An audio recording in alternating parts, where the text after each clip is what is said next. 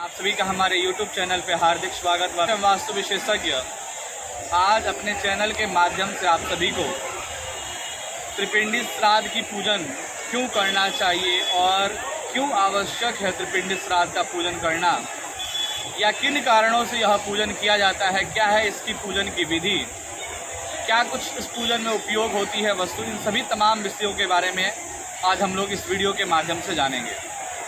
और कहीं ना कहीं इस पूजा की कुछ छाया और कुछ प्रतिलिपि आपको जो है इस वीडियो के माध्यम से आज दिखाया जाएगा।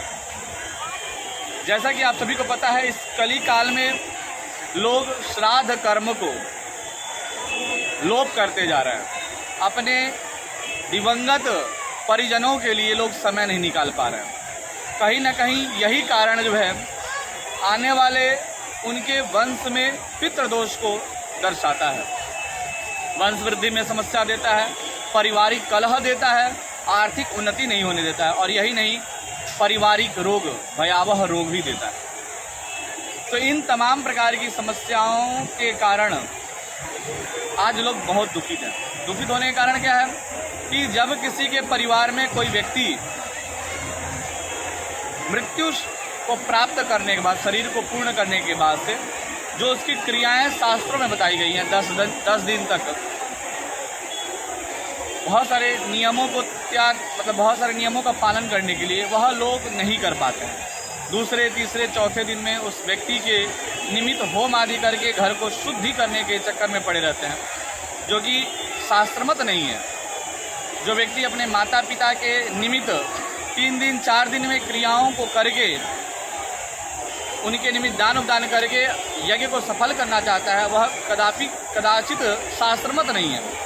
तो ऐसे में जिस व्यक्ति के परिवार में किसी व्यक्ति का निधन हो, तो सबसे पहले योग्य ब्राह्मणों के द्वारा उसकी अंत्येष्टि क्रिया की विधि को समझना चाहिए।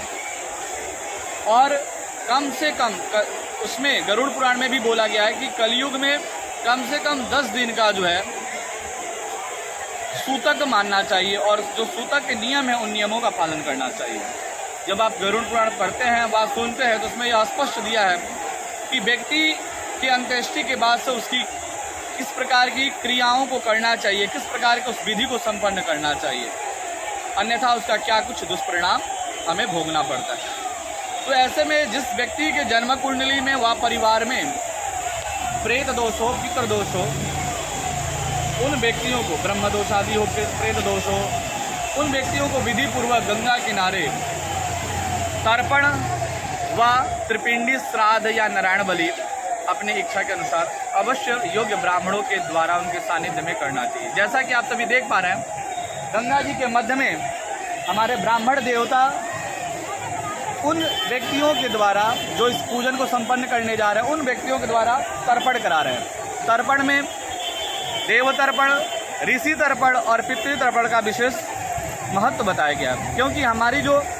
वंशज है इन तीनों के रीढ़ी है। किनके? तो हम अपने देवताओं के, जो हमारे कुल देवता है। दूसरा ऋषि, जिसके हम वंशज हैं। और तीसरा जो हमारे पूर्वज हैं, जिसे हम पितृ देवता के नाम से जानते हैं। तो ऐसे परिस्थिति में सबसे पहले इस पूजन का त्रिपिंडी श्राद्ध पूजन हो या नारायण बलि पूजन हो, इन दोनों पूजनों में सबसे प्रथम जो कार्य है वो कार्य है तर्पण, जो कि आप सभी देख पा रहे हैं। गंगा जी के मध्य में योग्य ब्राह्मणों के द्वारा सविधि पूर्वक तर्पण को संपन्न किया जा रहा है। तो और पास करके दिखाया जाए, योग्य आचार्य जिलों के द्वारा इस तर्पण के कार्य को जो है संपन्न कराया जा रहा है। आप सभी देख पा रहे होंगे, ब्राह्मण देवता हैं और उनके साथ जो है यह सफ़ेद वस्त्रों को धारण किए हुए वह जजमान हैं, जो अपने माता पिता के लिए यह पुण्य कार्य को आज संपादित कर रहे हैं। अब हम आप सभी को उस पूजा की विधियों को दिखाएंगे, जो पूजा इस पितृ दोष के लिए आवश्यक है, अति आवश्यक है। ये देख पा रहे होंगे आप लोग, ये योग्य ब्राह्मण देवताओं के द्वारा ये तर्पण की विधि चल रही है। इधर 3 व्यक्ति हैं और इधर 4 व्यक्ति हैं, ब्राह्मण देवता हैं इनके साथ। अब हम आपको पूजा की विधियों को दिखाते हैं, किस प्रकार पूजा की तैयारी हुई है और क्या है इस पूजा की विधि। ये है पूजा की तैयारी की गई है।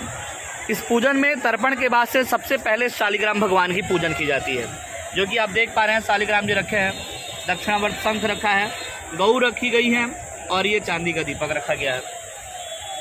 आज आप सभी के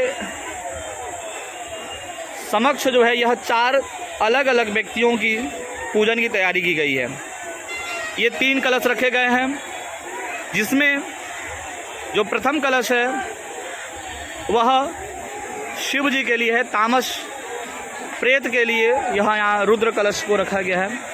द्वितीय कलश लाल वस्त्र में है, जो कि सात्विक प्रेत के लिए निमित्त जो है विष्णु भगवान के अंतर्गत रखी गई है। और यह तृतीय कलश जो राजसिक प्रेत के निमित्त है, उस प्रेत के निमित्त यहाँ तृतीय कलश का स्थापना किया गया है। तीनों के ही अलग अलग वस्त्रों के स्वरूप है, कलशों के स्वरूप हैं। शिव जी के कलश व वस्त्र यानी कि तामसिक प्रेत के जो स्थान है वह कृष्ण वर्ण है, और विष्णु सात्विक प्रेत के जो स्थान है वह रक्त वर्णीय वस्त्र है। और जो तृतीय कलश है ब्रह्म कलश जो श्वेत वस्त्रों से आच्छादित किया गया है। इसमें इनकी पूजन की यह सामग्री है। और पिंड आदि दान के लिए अभी तैयारी जजमान के द्वारा होनी है। यह दान उपदान की चीज़ें हैं, जिसमें ताम्रप्रत, उपानह और साथ ही साथ वस्त्र आदि है। तो इस प्रकार की यह 4 जो है वेदियों का नवनिर्माण किया गया है। इसमें आप देख पा रहे होंगे ये अलग अलग 4 वेदियों की तैयारी की गई है।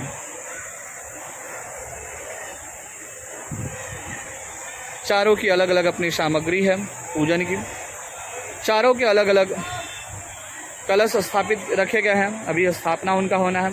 इनके साथ ध्वजा भी रखा गया होगा। सभी कलशों ध्वजा को व्यवस्थित किया जाए महाराज। इन कलशों के साथ साथ सफ़ेद कलश के साथ सफ़ेद ध्वजा, रक्त वस्त्र के साथ रक्त ध्वजा, ऐसे ही सभी प्रकार की।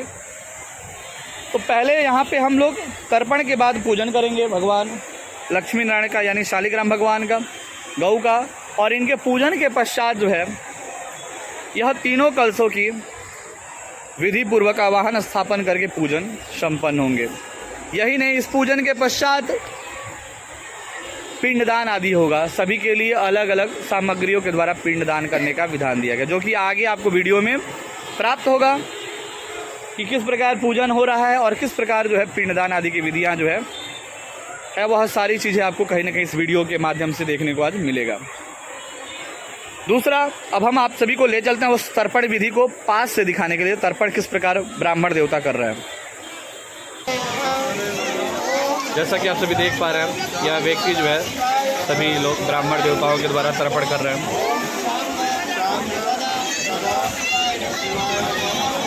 आनंद जी, ये हमारे विद्वान ब्राह्मण देवता इस पूजन में तर्पण की विधियों को संपन्न कर रहे हैं। तर्पण होने के पश्चात आगे तीनों प्रकार के कलशों की पूजन होके और फिर जो है पिंडदान आदि की क्रियाएं संपन्न होंगी। आइए आप सभी को गंगा जी का दर्शन कराते हैं। देखिए कितनी सुंदर कलकल ध्वनि के साथ माँ गंगा जो है मधुर लहरों के साथ प्रवाह कर रही हैं। दर्शन कीजिए गंगा जी की ये कलकल लहरों के साथ मधुर ध्वनि में। कितने स्वच्छ, सुंदर, मनमोहनीय दिव्य दर्शन हो रहा है माता का। आज सोमवती अमावस होने की वजह से भीड़ भी बहुत ज़्यादा है। कहीं ना कहीं बहुत ज़्यादा भीड़ देखने को आजकल मिल रहा है। आज देखिए, आज हम लोग वैसे भी अपनी यात्रा 2 घंटे की यात्रा को संपन्न किए हैं 4 घंटों में, 4 से 5 घंटों में, क्योंकि भीड़ इतनी थी, ट्रैफिक इतनी थी। जैसा कि आप सभी देख पा रहे हैं, बहुत भीड़ है। और आज हम लोग जो है ब्रज घाट पे हैं। ब्रज घाट पे थोड़ी भीड़ कम है, लेकिन अन्य घाटों पे बहुत ज़्यादा भीड़ है। जैसा कि आप सब देख रहे हैं, बहुत सारी पब्लिक है। हमारे सनातन धर्म में कितनी सुंदर तिथि व दिन आदि की रचना की गई है। विशेष तिथियों पे, विशेष दिन पे लोगों का बहुत ज़्यादा आस्था जो है उभर के सामने देखने को मिलता है। तो जैसा कि आप देख रहे हैं, गंगा उस पार भी कितनी भीड़ है, चारों तरफ भीड़ ही भीड़ है। बड़ा अच्छा लगता है। लोग हमारे सनातन धर्म से जुड़ के अपने माता पिता के लिए, अपने पूर्वजों के लिए यह दिव्य कार्य करते हैं और करना भी चाहिए। माता पिता ने हमें जन्म दिया है, हमें पाला है, हमें इस योग्य बनाया है, तो हमें भी उनके निमित्त यज्ञ आदि कार्यों को जिसके द्वारा उनकी तृप्ति हो सके संपन्न करना चाहिए।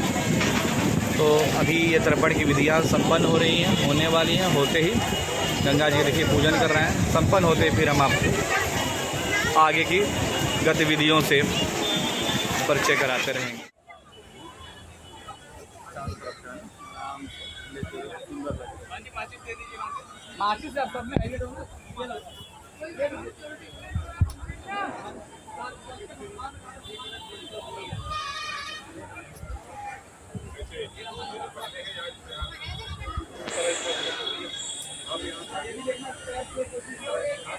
क्या बोलते हैं आपको बिल्कुल अलर्ट रहना, फौजी जैसे।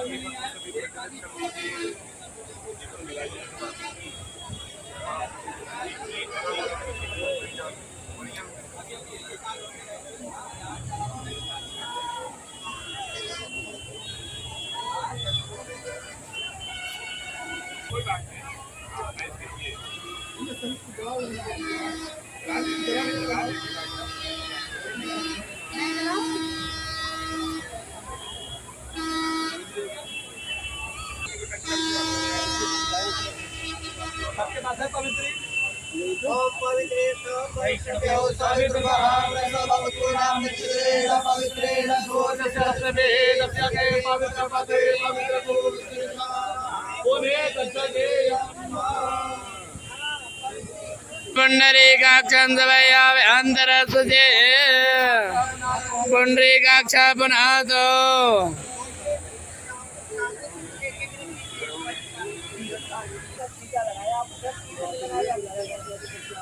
जोत आपके पास रख लो बाबू।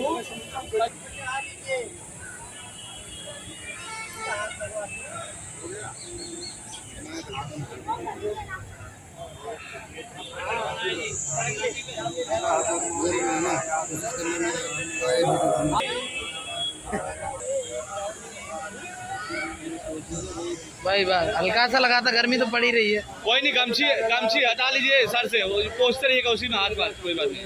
हल्का सा मना करो जो पर्चे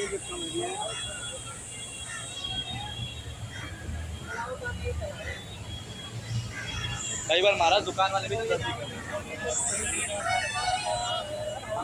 येन भद्रो बली राजा दानवेन्द्रो महाबला तेन त्वां व्रतबन्धना मे रक्षय महाचलमाचला का विश्ववेदाः स्वस्ति नस्तारिक्षो अरिष्टाने मे स्वस्ति बृहस्पतिर्दधातो प्रकटस्वा मरुतः कृष्णमातरः नो वेदते गोजग्माया अग्निर्जिह्वा मानवासो विषवे नो देवा अवसागमिन्या भद्रङ्कर्णे मे श्यामदेवा भद्रं माक्षेवे रंग सुष्टवागुंसतनु महे देवहितं यदायो अन्ते देवा जतरान्नश्चकरा जरसं धनु नाम्बा जत्र पितरो भवन्ति मदयारे रेखतायुगन्तो आदितिर्धोर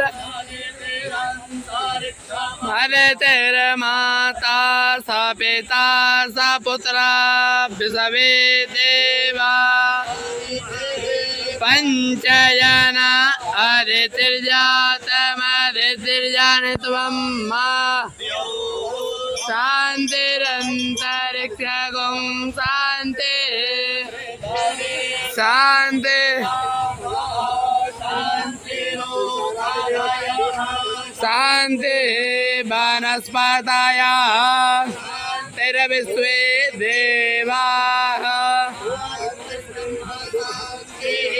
सर्वगुं शान्ति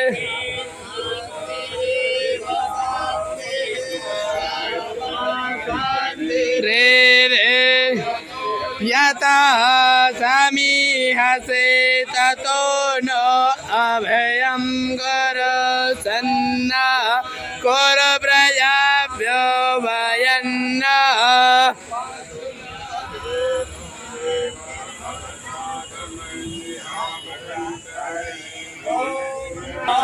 उमा महेश्वराभ्यां नमः हिरण्यगर्भाभ्यां नमः कुदराभ्यां नमः चरणकमलेभ्यो नमः देवताभ्यो नमः नमः नमः नमः नमः नमः नमः श्रीमन्महागणाधिपतये नमः लंबोदरस्य विकटो विधिन्नाथो विनायक धूम्रकेतुर्गणाध्यक्षो बालचन्द्रो गजाननः नीयापटे श्रेणुयाद्यपि परमे विवाहे च प्रवेशे निर्गमे तथा संग्रामे संकटस्यैवा विदनतस्य न जायते सदेवर्णं चतुर्भुजं प्रसन्नवदनं ध्यायेत सर्वविघ्नोपशान्तस्मै गणाधिपतये नमो नमः गे गौरी नारायणी नमस्तुते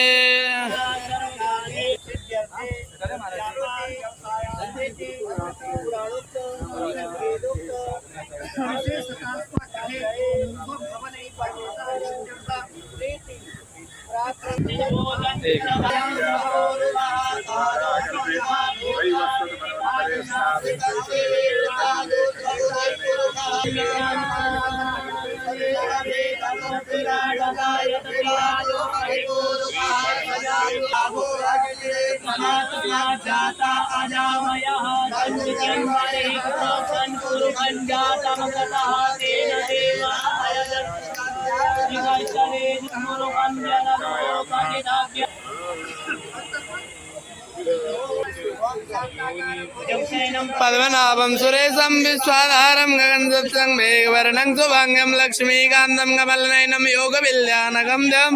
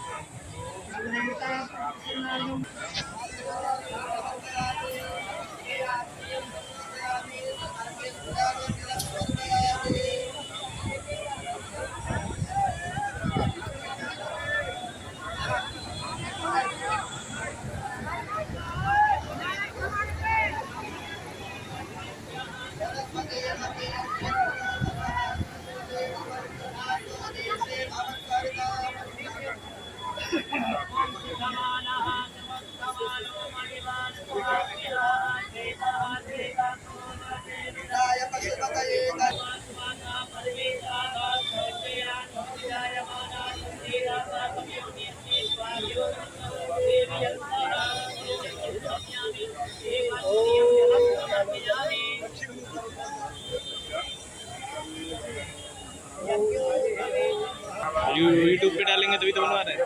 अच्छा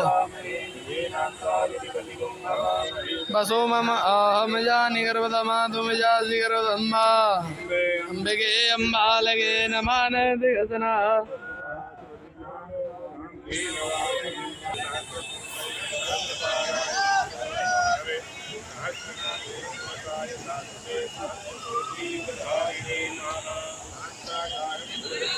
पद्मनाभं सुरेशं विश्वाधारं गगनसत्सं मेघवर्णं शुभांगं लक्ष्मीकान्तं कमलनयनं योगविन्द्यानगन्धं वन्दे विष्णुं भवनं सर्वलोकैकनाथं।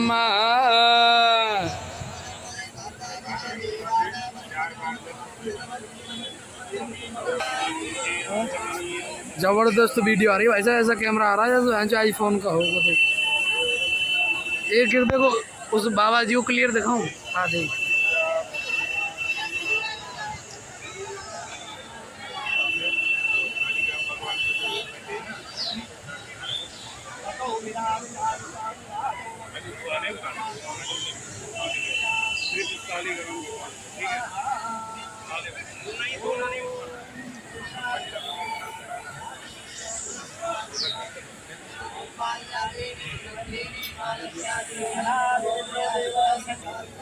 ओम यमाय नमः यमाय नमः यमाय नमः यमाय नमः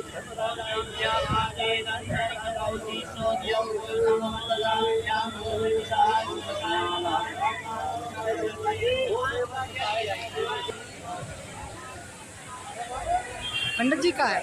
हाँ चलिए तो वीडियो यूट्यूब पे आओगे हम सारे लोग। हम कहाँ आए हैं, हम आए हैं जा लिए हमारा सच्चा ही जा लिए।